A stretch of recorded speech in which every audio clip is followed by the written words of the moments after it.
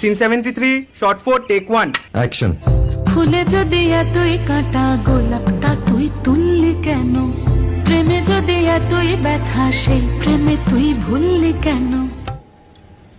কি গো ডাইরেক্টর সাহেব, আমি তো 60 বলে দিয়েছি, কাট তো আর বলতে পারি না, এবার তুমি কাটটা বলো।